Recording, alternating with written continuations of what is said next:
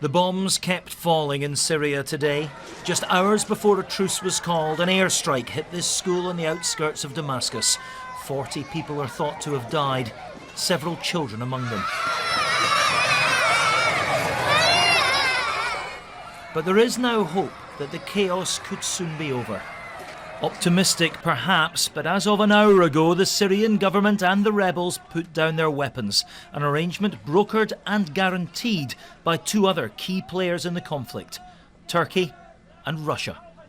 A trilateral meeting between the foreign ministers of Russia, Turkey and Iran took place in Moscow, during which all three countries took responsibility for not just control but on guaranteeing a peaceful settlement process in Syria. This is the third attempt to end the fighting in Syria this year.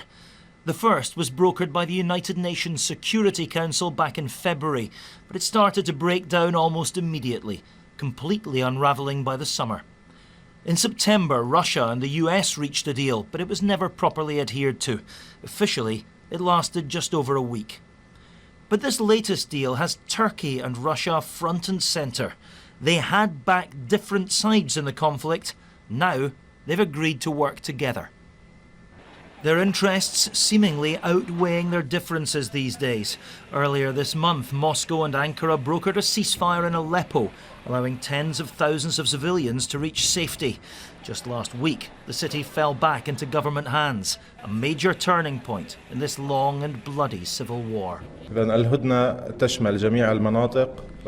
This ceasefire covers the whole of Syria and all groups of fighters in the field. During the talks, the Russian government guaranteed to us that they would keep the Syrian regime forces and their allies under control.